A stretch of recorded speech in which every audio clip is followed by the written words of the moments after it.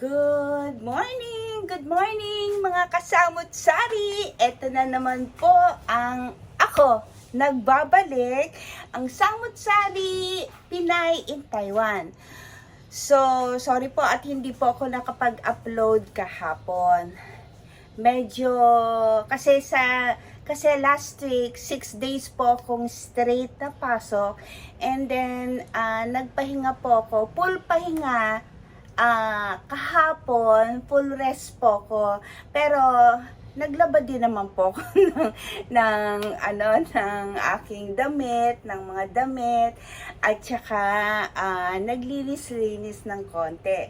Well, eto na naman po ako mga ka-brothers, ka-sisters. Sana po nag-enjoy kayo sa aking vlog. Na-miss niyo po ba ako? Okay. Kung na-miss niyo ako, ay na-miss ko rin po kayong lahat. Okay po. So, ang aking content for today is ang Bicol Express. Okay po. Actually, matagal ko na pong iniisip to dahil first time ko pong magluto ng Bicol Express. Okay. So, at syempre po, mahilig din po kasi ako sa lutuing maaanghang, sa mga pagkaing maaanghang. So, hopefully, ma-enjoy nyo po ang aking content at samahan nyo po ako dito sa aking vlog, Samot-Sari Pinay in Taiwan. Okay po, so ipakilala na po natin ang ating mga sangkap. Ito po, meron po tayong pork, sibuyas, bawang, sili. Kaya po ganyan, kasi yung sili ko, nilalagay ko po talaga sa freezer. Kasi madaling mabulok ang sili eh. Tapos ang gata at ang bagoong. So, i-prepare na po natin. Okay, mag-prepare lang po tayo ng pork.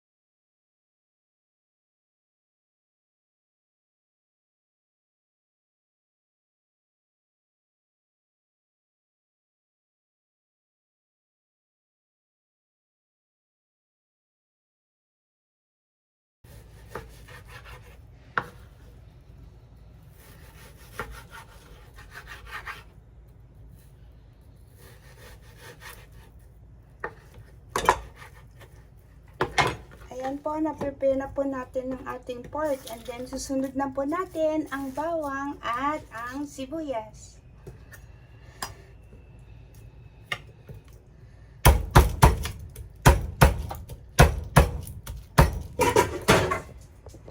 Ito po, simulan na po natin ang pagluluto. Magpainit po tayo ng mantika.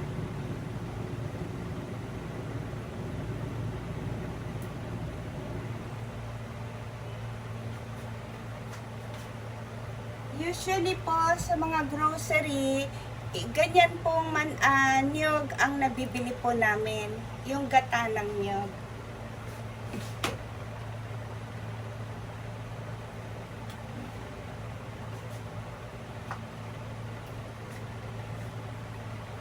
At tayo po'y magkape. Kagigising ko lang po. So, pag mainit na po, i-ano na po natin ang bawang at ang sibuyas.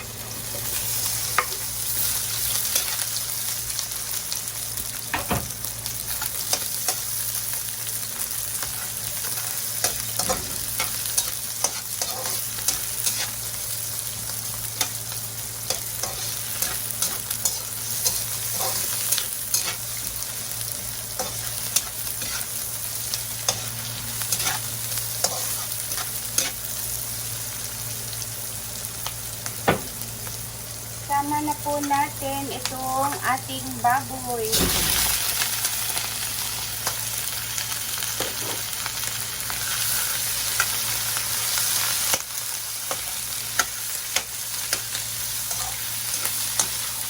Nalalaki po ba yung liwa? Liliit pa po kasi yan, kaya aking nilakhan.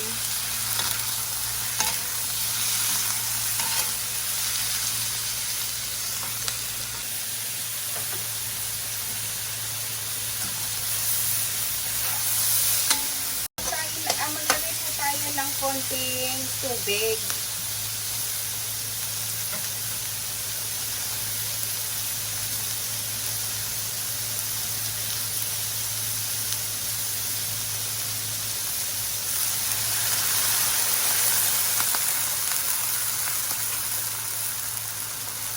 Maglagay na po tayo ng patis.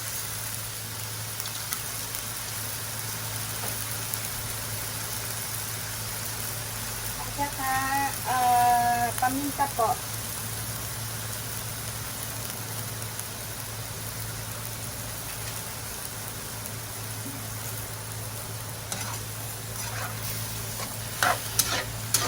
Atin pong palambutin ng konti.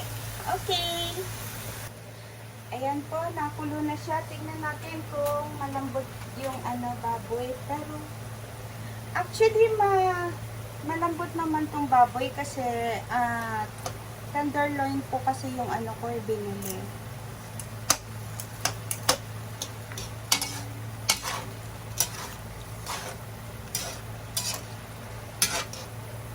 Pwede na po nating ilagay yung sili para umano na yung kanyang tapang ng sili.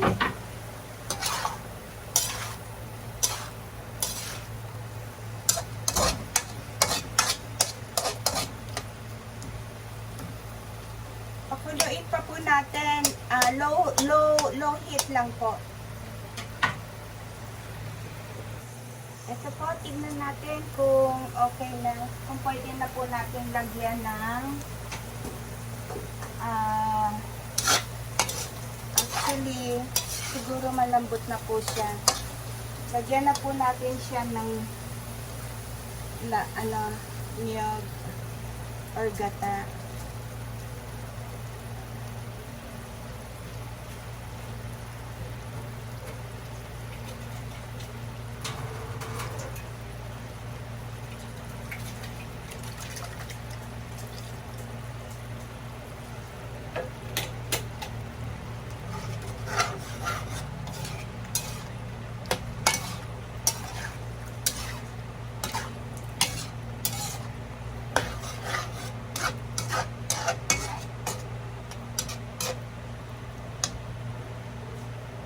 Then, konti lang pong bagoong kasi naglagay po ako ng kamatis kanina, ng patis kanina.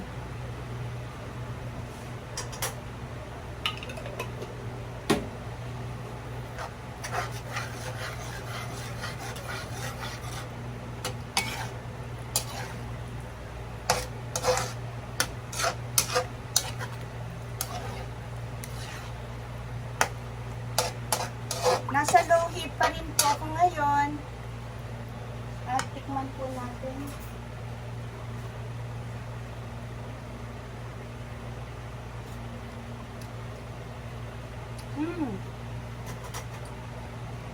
Sarap. Meron na po siyang anghang.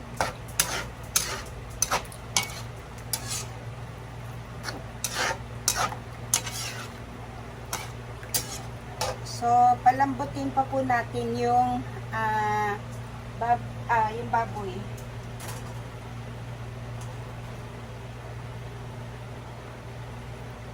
Lambutin pa po natin. Ito po, tignan po uli natin siya. Kanina po ang aking tinikman is medyo, mahilig po kasi ako sa maanghang. So, medyo nakukulangan pa po ako sa anghang niya. So, magdagdag po tayo.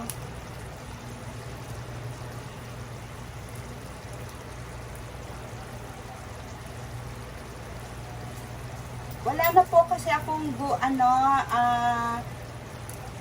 green na sili.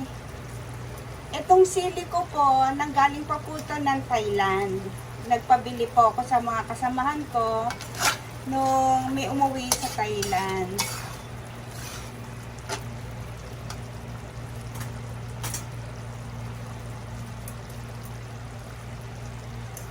Ay, ayos na po.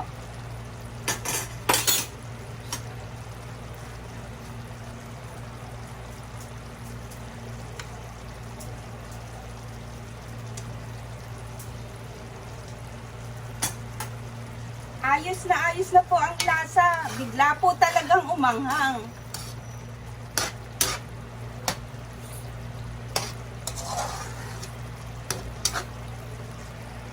Ito po, tikman po natin ang lasa.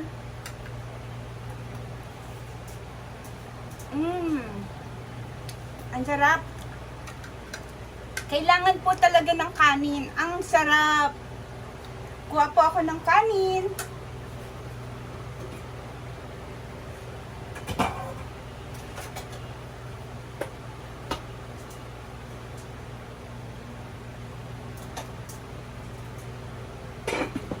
Ito po, hinaloan ko po siya ng kanin.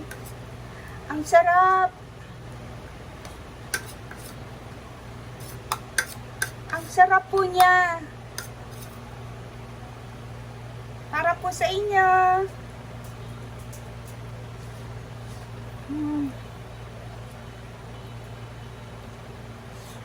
Ang sarap.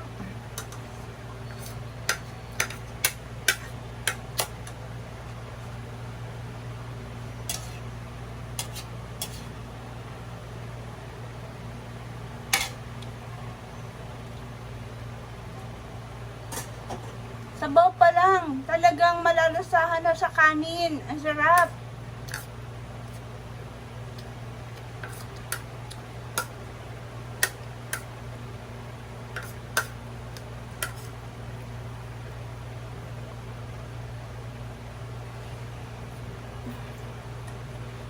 Ang sarap.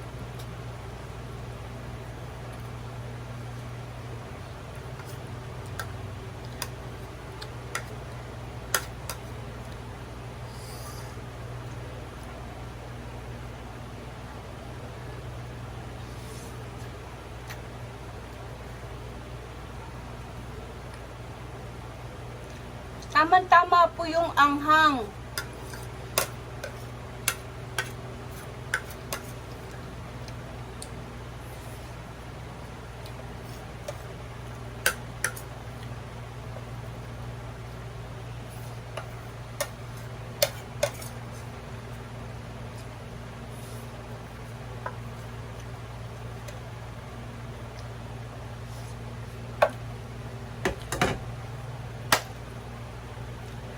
Ang sarap po mga misis, mga ka-sisters, ka-brothers, magluto na po kayo ng Bicol Express on your own way. Okay?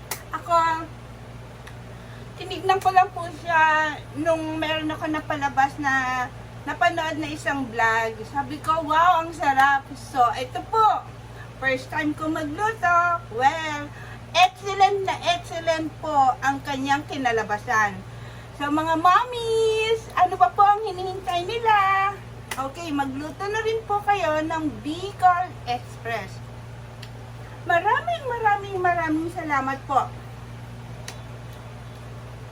Sana po maibigan ninyo ang aking content for today at sana po magsama-sama po ulit tayo sa mga susunod na content. Maraming salamat po. Please subscribe po sa akin channel and then mag-likes po kayo at mag-comment kung ano po ang gusto nyong lutuin pa at kung ano ang gusto nyong mabago. Okay po? Maraming salamat po. God bless us all.